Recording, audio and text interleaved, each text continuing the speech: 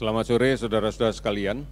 Pada hari ini kami mengucapkan selamat Hari Trisuci Waisak 2564.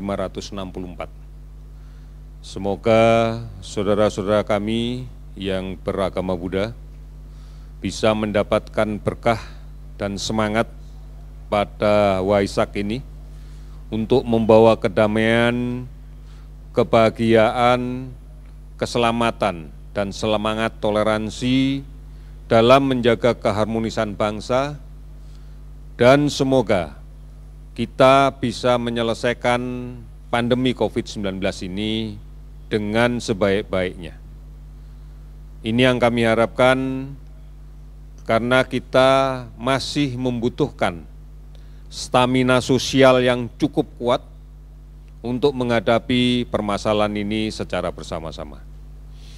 Saudara-saudara, hari ini kami akan melaporkan beberapa hal terkait dengan kinerja gugus tugas percepatan penanganan COVID-19 di bidang kesehatan tentunya, yang mengkoordinasikan seluruh kapasitas yang dimiliki oleh bangsa ini, baik tingkat pusat sampai ke daerah-daerah, agar percepatan penanganan COVID-19 ini bisa terarah dan fokus dalam rangka membendung penyebaran COVID-19. Bukan hanya terkait dengan upaya untuk menemukan kasus positif dengan dilakukan pemeriksaan sampel yang masif, serta dilakukan kontak tracing atau penelusuran kontak secara agresif, serta isolasi yang harus kita lakukan manakala kita mendapatkan saudara kita yang positif konfirmasi COVID-19. Kemudian kita juga menginginkan ada perubahan perilaku pada masyarakat dalam rangka untuk mendapatkan layanan konsultasi medis. Telah ada teknologi yang bisa kita gunakan bersama, sehingga kita bisa melaksanakan konsultasi medis dengan cepat, tidak kita tunda-tunda, tanpa harus langsung melaksanakan kunjungan ke rumah sakit. Sudah barang tentu ini akan lebih menguntungkan karena juga akan mengurangi kemungkinan terjadinya resiko tertular penyakit pada saat kita dalam perjalanan menuju rumah sakit atau pada saat menunggu saat konsultasi medis di rumah sakit. Silakan menggunakan layanan telemedicine yang telah tersedia di banyak tempat. Kemudian pemerintah menyadari bersama bahwa upaya untuk menghentikan COVID-19, pandemi COVID-19 ini harus berbasis pada komunitas. Oleh karena itu, komunikasi dengan semua pihak harus kita laksanakan dengan efektif untuk suatu pemahaman yang sama, detail, dan mampu dilaksanakan oleh masyarakat, baik serta transparan. Ini menjadi penting. Sebagai contoh, kebijakan pembatasan sosial berskala besar hendaknya dimaknai oleh semua masyarakat melalui tokoh-tokoh panutan yang ada di masyarakat, baik tokoh agama, tokoh adat, dan sebagainya, agar betul-betul dipahami oleh masyarakat sebagai upaya untuk memutuskan rantai penularannya. Ini yang menjadi penting, sehingga PSBB adalah kebutuhan semua masyarakat, bukan hanya kebutuhan pemerintah yang kemudian harus dikontrol dengan ketat dan bahkan mungkin diancam dengan sanksi oleh aparat hukum, aparat negara hanya untuk menjalankan PSBB ini. Tetapi menjadi kesadaran yang tumbuh di dalam masyarakat sendiri, yang berdisiplin dengan suatu keyakinan yang kuat untuk menghadapi pandemi COVID-19 ini. Ini yang menjadi penting. Disadari bahwa dampak dari upaya untuk memutuskan rantai penularan ini tentunya akan memberikan dampak yang tidak baik atau dampak yang negatif bagi beberapa saudara-saudara kita.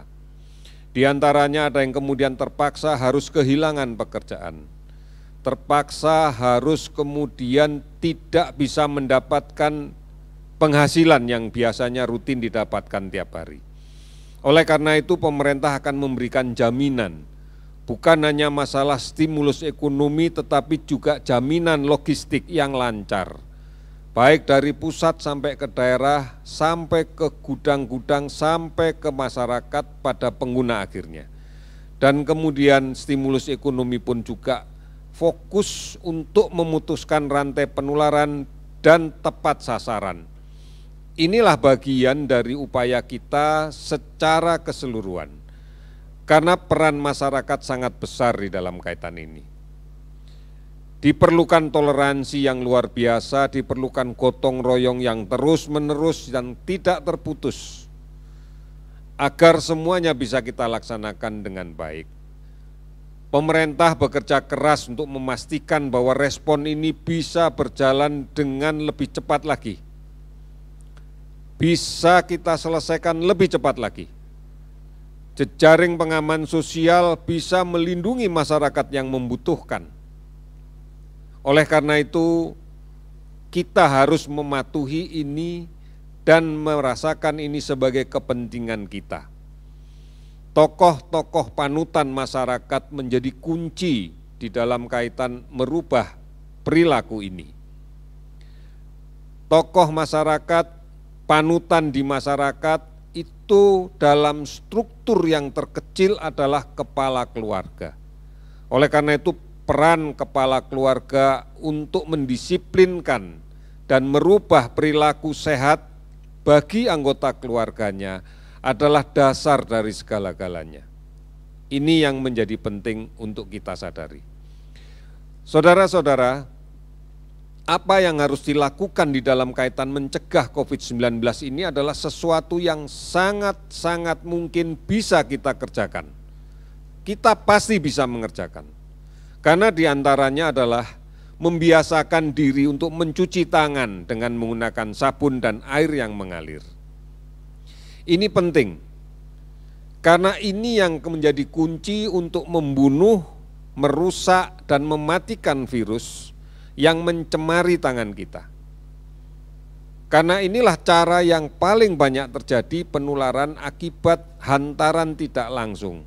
Mungkin kita bisa melindungi diri dengan menggunakan masker untuk mencegah droplet langsung.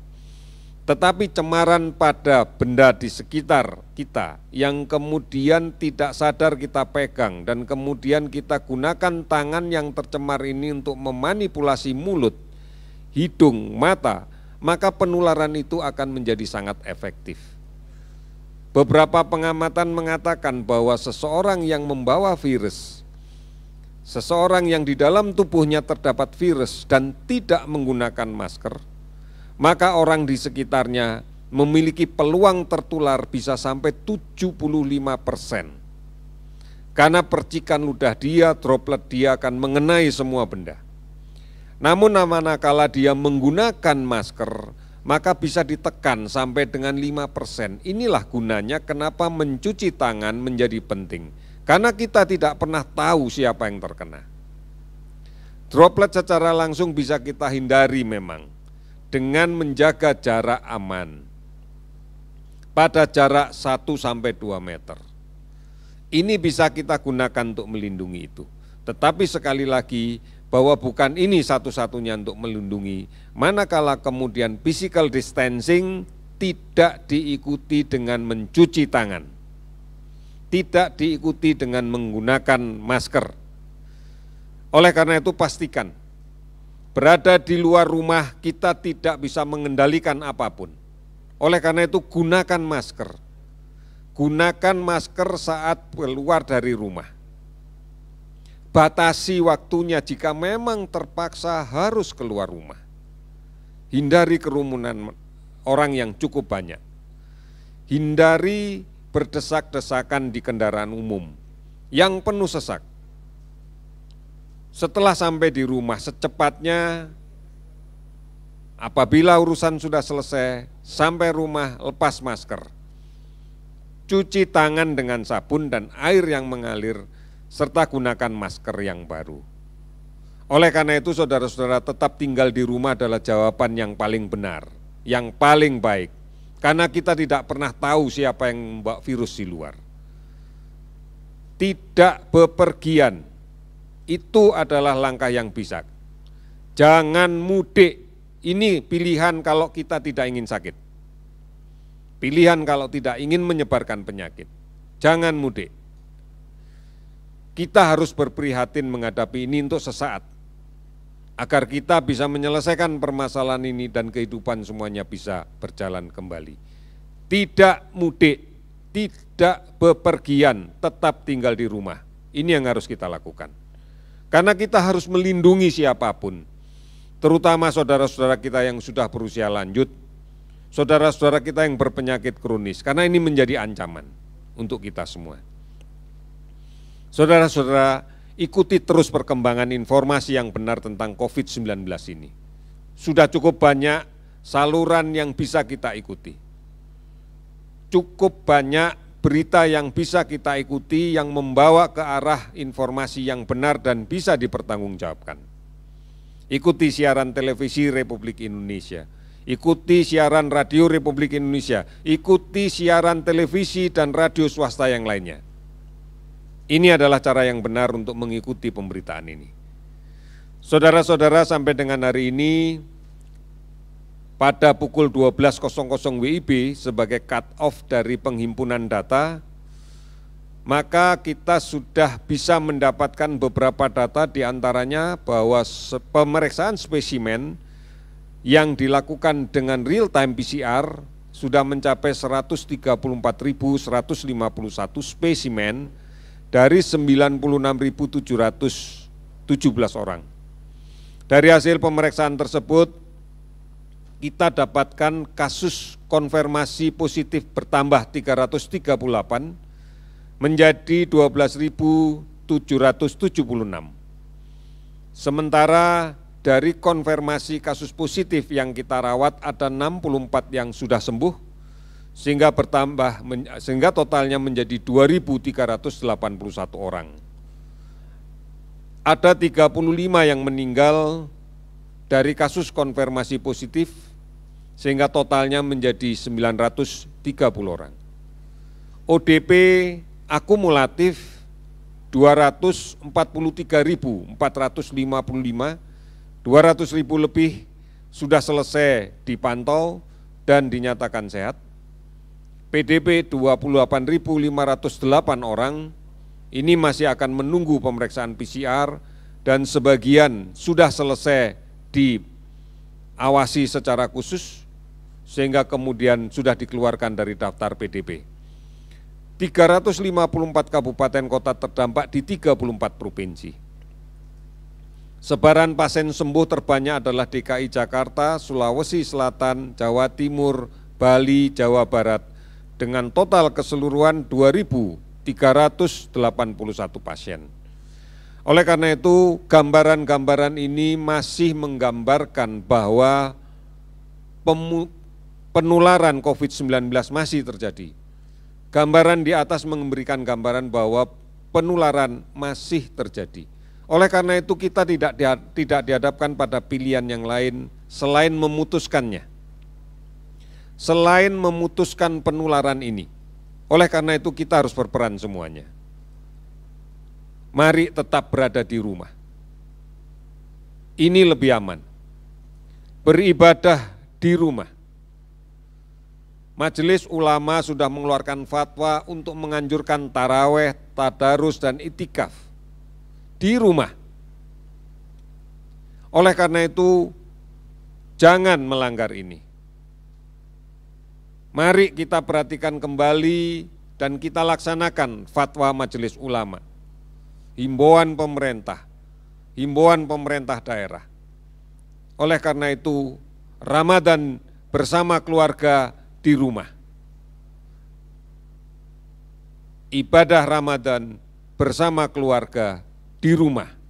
Ini prinsip yang akan kita jalankan. Karena resiko berada di luar rumah masih sangat sering terjadi. Mari gotong royong bersatu, kita lawan COVID ini. Dari pusat sampai ke desa, sampai ke RW, sampai ke RT, sampai ke lingkungan, dan basisnya adalah keluarga kita. Oleh karena itu, mari kita harus mempersepsikan dengan tegas bahwa upaya terdepan di dalam memerangi COVID ini adalah kita, adalah keluarga kita, adalah tetangga kita, adalah lingkungan kita. Ini garda terdepan untuk memerangi COVID. Jangan menunggu sakit, jangan menunggu dirinya dirawat sehingga menjadi beban untuk dokter, perawat, dan yang lain-lainnya. Kita yang berada di depan, kita yang harus bertanggung jawab untuk mencegah ini. Oleh karena itu, mari kita selamatkan keluarga kita selamatkan tetangga kita selamatkan lingkungan kita akan bisa menyelamatkan negara ini, kita akan bisa menyelamatkan Indonesia, kita pasti bisa.